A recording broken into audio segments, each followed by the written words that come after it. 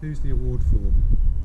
The award is for anyone in 6th year who's in one of our participating schools who wants to take part in the award. So it's easier perhaps to describe those people that it's not suitable for. If you're really busy, if you're working every night, then you're going to find it very difficult to be flexible enough to take part in the community project element. But if you've got some time and you've got the will to take part, then it's for you. In particular, it will benefit those people who maybe suffer a little bit from anxiety, maybe think that their confidence or their social confidence is going to hold them back going forward, because we're going to build on your confidence. We're going to massively build on your confidence, and we're also going to give you the tools to be more organised as well. Now, if you've been really academic and focused wholly on your academic, maybe you want to go into medicine or something like that, and you've not got very much of the other stuff as well, it can be really suitable for you. And don't be confused by the award's name. It's not a leadership program, although we do touch on leadership. If you've got no intent to be a leader whatsoever, then that's absolutely fine too. But we do deal with some leadership. So if you want to work in an area that wants leadership, for instance, then this is somewhere where you can come and you can work on that as well. But primarily, we're looking for people that are willing to invest in themselves, because we're going to ask you to take on challenge. We're going to ask you to invest a little bit of your time and quite a lot of effort as well, especially on the residential, but don't forget there's a community project as well. And so it's that investment that we're really interested in, and that agenda. Okay, if you come to us and say, this is what I want to develop in myself, that's perfect. That's exactly who we're looking for. Number 2, what do we do on the residential? A lot of people worry about the residential, and that's okay, because we worry about things that cause us a little bit of anxiety, that are filled with unknowns and potential challenges, which is exactly what the residential is. So what can I say to allay your fears? Well, number one, a really important thing is everybody feels exactly the same way. You can be looking around you, and sometimes we feel like, oh, well, I'm the only one that's feeling nervous about this, and everybody else seems calm and happy about this. But everybody feels the same way. So here's a few things that I can tell you. So the kind of things that we do on the residential, we will take you out and we will do adventurous activities with you. So that may include, doesn't necessarily include, but may include things like canoeing or climbing or hill walking. There will be an expedition, so you will be staying in a tent overnight, and there will be a few exercises that we always use. So we'll commonly be building a raft with our team as a team working exercise. But we'll be doing lots of other activities round and about developing trust and understanding of how the team works with each other. So those are the kind of things that we do. We'll be getting wet a little bit, we'll be getting tired a little bit, and we'll be being challenged quite a bit all the way through. But we never challenge you beyond the scope of what you're able to actually do. But sometimes, quite often, we will be singling out things that we're asking groups to do that we think they don't think they can do, because that's a really important part of the way that we develop people's confidence. By doing things that you didn't think you can do and realising you're better than you could do, then that's how we develop our confidence in the people that we work with. So that's my job, is to make sure that you do things that you never thought you were capable of doing. And then you have some fantastic stories to tell your family and your friends when you get home. You'll never guess what I just did. It's really important at this stage to say that all of those activities and more, every single one of them has a purpose. There's a reason why we do these things. So for instance, if I take rock climbing, we don't take people rock climbing because we want them to climb to the top of a rock face, because that's a really important life skill.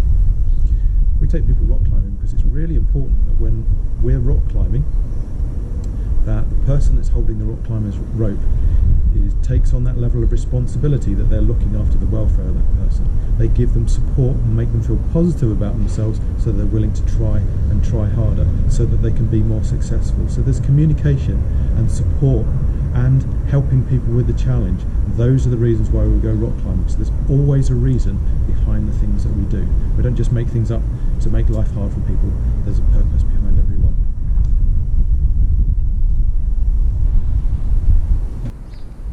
What are the living arrangements in the residential centre? So we've got some very nice residential centres. Living in the centre isn't supposed to be part of the challenge.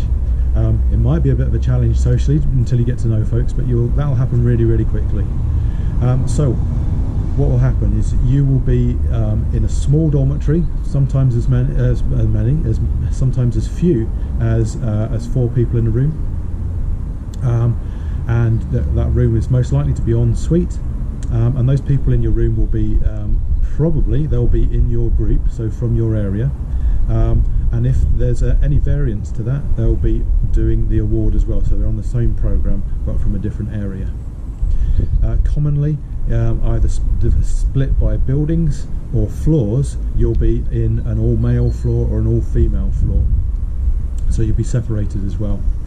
And in those dormitories, we have nice comfy beds, we've got storage for your stuff, and as I said before, they're en suite as well, so really quite a nice place.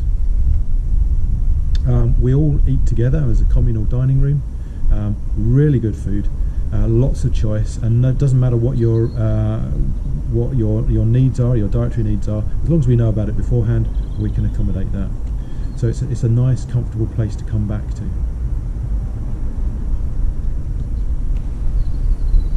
Number 4, who will be in my team? So your team on the training course will consist of somewhere between most likely 12 and 14 people, 12 or 14 participants, and your Outward Bound instructor, your Leadership for Life instructor, and that's it. The team will be made up of people from your area. The Mark Scott Leadership for Life Award brings people together from the same community so they can do their community project in the community together. So it's really important that you all come from the same community. So they'll be from schools, maybe from your school, but schools in the area as well. Okay, and so there'll be maybe 2, 3 or 4 different schools represented in the 12 to 14 people, but they'll all be from the same area, and they will consist of the people that you'll go on to do your community project with later as well.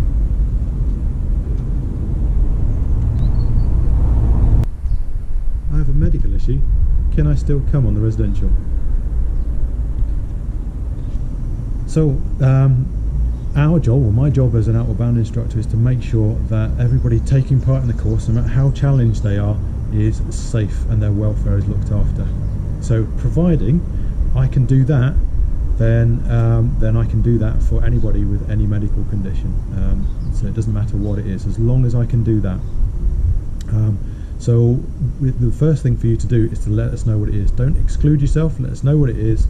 We may come back to you and we'll have a conversation with you about what you can do, and if there's any impact on any of the activities we do, or vice versa, any of the impact of any of the activities we do that have an impact on you, we'll have a conversation about that, and we'll do everything we can to make sure that you're included. And there's a lot that we can do to make sure everybody's included. So far in the 20 years we've been doing this, we haven't had to exclude anybody. So we've got a really good track record of being inclusive with everybody that wants to take part. So just bung an application in and let us have a conversation with you if there's an issue. What's the centre like? We use several Outward Bound centres.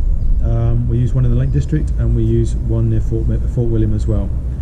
The predominantly our groups will be at the Fort William one, and it's a converted shooting lodge. It's a big old castle. It's got a turret and everything, so it's a beautiful building. We have, as I've described before, we've got very modern bedrooms. We've got great kitchens as well, and dining rooms. We've got very modern facilities for keeping your kit. You have social areas, you have classrooms that belong to your group and your team only, and we have a massive kit store as well to keep all your kit in, and somewhere to pack all your stuff up and clean it as well after you've used it, before and after expedition too. There's a few in-grounds activities, so you'll see bits of ropes and a few structures in the grounds, but one thing I can say about all of the centres is they're beautiful areas. Fort William one, you can walk out within the grounds, you can see, you can look straight up to Ben Nevis, and you can look out to the west coast as well. They're beautiful places. What's the food like? So the food at the centres, let's go with expedition. So when you're on expedition, you'll get boil in the bag food. So boil in the bag food has already been cooked. You can actually just rip off the top and eat it out cold if you wanted to. It's real food, and as I said before, pre-cooked. And we just heat it up, so we can't go wrong with that. You get a choice of that. There's a wide choice in the menu, and you get to choose what you want to take out on expedition with you. terms of the food in the centre, then there's choice, there's vegetarian, there's halal. If you've got special dietary requirements, all you need to do is let us know well in advance, and the kitchens will sort that out for you. So it doesn't matter what your needs are, we can accommodate you. If you're really fussy, then you might struggle a little bit, but you'd have to be really fussy, because with a choice of three different meals and a kitchen who will, if necessary, find out stuff for you if you can't eat any of that stuff, there really isn't an excuse for not eating. Okay, you're going to be working really hard, so it's important that you eat, and we make sure that that's not a barrier for you. So yeah, look forward to the food. It's brilliant. How much does this cost? Good question. So the award is funded for you, so it doesn't actually cost you anything more than the admin fees. For those people that are accepted, we ask an admin fee, which is £30. The award is worth £1,600 per participant, roundabouts. So that money is paid for you by people who want to invest in you. So in terms of monetary cost, it's 30 quid. What it will cost you is a little bit of your time. But remember, we're asking you to invest in yourself. So we're asking you to invest those 5 days on the residential course in yourself. Put absolutely everything into it that you can. Okay, get the most out of it by putting the most in. And then we're asking you to invest an hour or so a week in your community project, and then your 3 days for delivering your community project. And that's the cost of it, is time and effort. But remember, every bit of time and effort that you put into it, you get back out again as well in the results from the award. And if you want to get involved in finding out all about the results of the award, then you can get onto the website and you can find the results of the award. And there you'll see that we have fantastic results from this. We properly monitor participants all the way through. You'll be evaluated at several points as you go through, so that you can see from yourself how much you're gaining from this. And then we produce a report to show everybody else, all the people that are paid into this, what it is that you've got out of this as well. So 30 quid and some time, and then everything else is free and dealt with. The one thing that is also covered, that's really important for you to realise, is the bus. So you just need to get yourself to a central point, and we will get you to the residential centre as well. So you don't even need to arrange your transport to the residential centre. So it's pretty cheap, really. Now, this is part 2, the community project. Now, before we get started with the questions, it's really important to realise that we've spent quite a lot of time, because there's a lot of unknowns about the residential course, but it is only the first 5 days of the programme. The programme's about 3 months long, so actually you could say it's only a tiny part of the award. So remember, when you're signing up for this, you're signing up for the residential course, which for some of you will be like, yeah, I really want to do that. But don't forget that you're also signing up for the community project as well, because that's where you use all your learning in a real life situation. Okay, it's totally real, because you'll be doing it with people in your team. We'll be monitoring, we'll be there to advise and help you all the way through, but you'll be doing it, and at the end of it you'll have an experience you can look back on, take a whole load of learning out, and you can also carry with you into interview and talk about what you've done. Okay, the abilities that you've got, things that you've developed, and all that evidence from your community project. Plus, of course, that warm glow inside from having helped people, genuinely help people's needs in your community as well. Who will be in my project team? So project teams are halves of your training teams in your residential. So the people in your project team will be half of the people from the group that you trained in on your residential. So they're the same people, they're from the same schools, they're from your area, they live reasonably close to you, they go to your school or another one close by, but it'll just be half of the team. Now some people go, why have we got to split into two? Because we've had such a good time and we've bonded so well in our group of 12 or 14, and most of the issue is about just getting together. Okay, you've got busy lives, we recognise that, and really busy lives are difficult to coordinate 12 people together. So 6 is a lot easier, and the other thing is it also means that the individuals within that team get to do lots of parts of the project. Okay, more things you do as part of the project, the more things you've got to talk about in interview, personal statements and things like that. So it's really beneficial for you to be in a smaller team. How do team meetings work? So when you finish your residential course, your training team will be split into two, into your project teams, and each of your project teams will be tasked to identify a time and a place that you can meet on a weekly basis. Now, we don't give it to you. We might give you some suggestions from working in your area for a long time, but we don't give them to you, so you can choose where you want to go. So that could be a cafe, it could be at home, it could be at school, and the timing might suit. So if everybody's got a free period immediately after lunch, you might choose to have it at lunchtime in one of your schools if they're close together. It's entirely down to you. So once you've identified that, then the team is asked to commit to get to as many of those meetings as they can, and you should be committed to getting to every one if you possibly can. But we know that there are things that go on in people's lives and things that happen within school. I mean, you won't be able to get to everyone, and that's okay. Neither will we. We'll get to most of them. Then the meetings are chaired and run by you. So we'll run the first one to help you out, and then you'll run your community project from those meetings. So you come together with information you've gathered, maybe you've gone out and done a little bit of work, brought something in. You gather together once a week to tell everybody the results of your research, bring in the stuff that you've done, put it together, and then give each other tasks for the intervening week before the next meeting. And that's how your project moves forward. We'll give you some planning tools and some meeting tools as well. So we'll teach you to take minutes, really rough minutes, and we'll also teach you about timelining so that you can make sure that your project progresses every week and you make the best use of your time. And this is part of the outcomes of the award, because at the end of this you'll be able to look back on your ability to plan and organise things as well, which is going to be useful straight away, because you can then use those planning tools for planning and studying and planning for exams and things like that as well. So it's all going to be useful later on.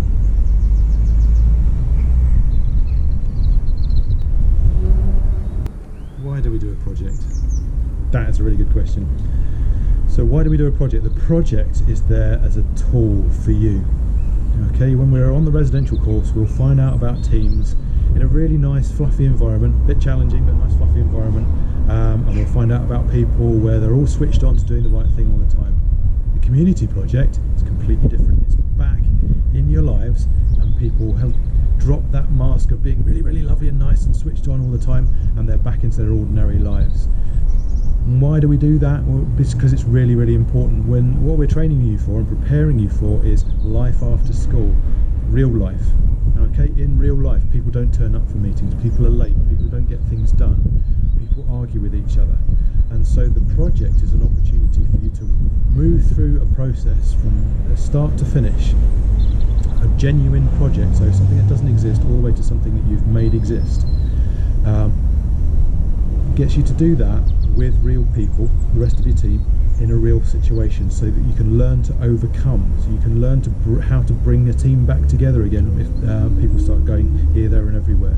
You can learn about taking people to task for things but doing it in a positive way. You can learn about really organising things.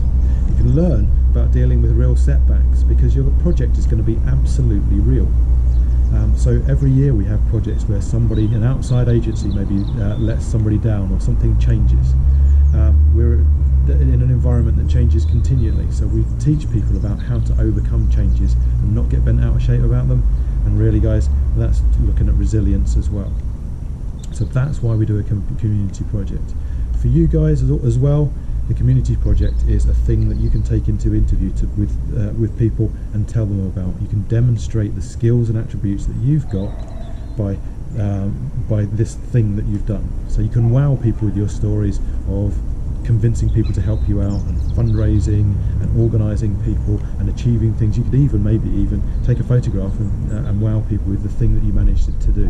So that's the next level. And the third one, obviously, and I've talked about it before, is you can feel some genuine pride in something that you're capable of doing. Okay, as individuals, it's really easy for us to forget that we can actually make a difference. And your community project is a vehicle for you to actually make a difference to somebody in your community, maybe a lot of people in your community, and that's a really good thing. What sort of thing do we do for a community project? So, been pretty straight up to now. Now I'm going to be a little bit vague, because every community is different, and every group is different, and all the individuals within it are different. So if I said you could do this kind of project, then you might be led along the line of, oh yeah, that sounds like a really good project, we're going to do that. What we would much rather happen is that teams identify something that their community genuinely needs, and then they do that. So I'll give you some vague examples. So we do things, if you like, big picture. We can do things that help people, or we can do things that do things for a community, practical things, or we can do things with a community and with people. So that's kind of the big picture. What have we done? Some of the big things we've done. We've done certificated first aid training for all the P6s in an entire cluster area. We've provided materials and games for special educational needs schools and units. We have worked getting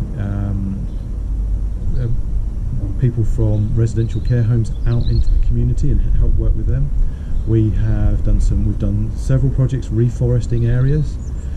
We've done quite a lot of work with primary schools, adding to their curriculum, especially the outdoor element of it. So a wide range of things. And really, as I'm saying this to the camera, I'm saying this to you, we don't want to limit your imagination. Your imagination and those 3 days, because it can only last for 3 days, is the limit on your project. So whatever you want to do, and if you can come up with something that we've never even thought of, that's amazing. That's really what we want to see. How big does the project need to be? So I've talked a little bit about a project in the last question. So just in terms of scale of it, remember 3 days. It is delivered in 3 days. You'll have about 2.5 months to plan it. Within those 2.5 months, if it needs some money, you'll need to do a bit of fundraising as well. So those tend to limit a little bit. But basically it's down to you. You are a resource, you and your teammates are a resource, so how much time and effort can you put into it? So that's the big one. We have a guide which you'll be issued to for projects. Beyond that, then what we want your project to be is something, as I talked about before, something that you can demonstrate your skills and abilities. So it needs to be reasonably complex and large enough that you and your teammates get to do bits of the task, so you've got something to talk about, something to show in the future. It needs to be something that doesn't exist at the moment and exists when you finished your project. You can't volunteer for another charity or organisation, and you can't fundraise for a charity or organisation either. You might need funds, but you'll be great to get them for yourself. So you need to be something that doesn't exist and exists come the end of your project. You'll be given lots of guidance as we go, as you get started, and as I said before, there is a document that helps you outline the kind of project you want to do, but it's as big or as small as you can manage. Remember, you're fitting it in and you're setting your own challenge with the project in this as well. What do I need to do to pass the award? To pass the award, all we need you to do is basically, baseline, is to be willing to invest in yourself. We want you to come on the 5-day residential. We'd like you to come to a project forum, so that's an evening after about 5 or 6 weeks after your residential, after you've got back, to tell us what your project's going to be. We'd like to see you at a refresh day, so a day spent doing something adventurous to kind of relive a little bit of the residential course, but that's not compulsory. And obviously we'd like you to turn up to as many project meetings as you can, and that being a vast majority of them, please guys. And then you need to deliver your 3 days of project, and if you can do all of those, then you get the award. Now we live in the whole idea of the project is it's real life, so things change for folks. So if something gets in the way of that, we will be understanding, and we take each award on a case-by-case basis. So we'll work with you. If there's a significant chunk of it missing that you can't get to for whatever reason, then we have a next level, we have the merit award, and we'll award that to you if you've shown willing and you've tried everything all the way through, even though you haven't quite been able to take part in everything. So we'll try to get you through there. Fundamentally, we work with individuals to get them the award as much as we possibly can. And if you can commit to starting off committed to all of those things, then it's a high likelihood that you'll pass the award at the end. Okay. So that was the last of the questions that we've got in this wee video. If you have got any other questions, then you can fire them off to us. If you go onto the website, the contact details are on there, and don't forget the website is MSLFLA, Mark Scott Leadership for Life Award.org. If you put that in, it will get you straight to the website. Loads of information on there, and contact details as well. And just don't hesitate to contact. Do not shut that gate on yourself because of an assumption you've made. Get in touch with us, because we're in the job of opening gates, removing barriers, and we want you to take part if it's suitable and it's possible for you to do that. So get in touch, and if you haven't already, make that application, get on the website, press the green button, and we'll see you soon. Thanks very much, everybody.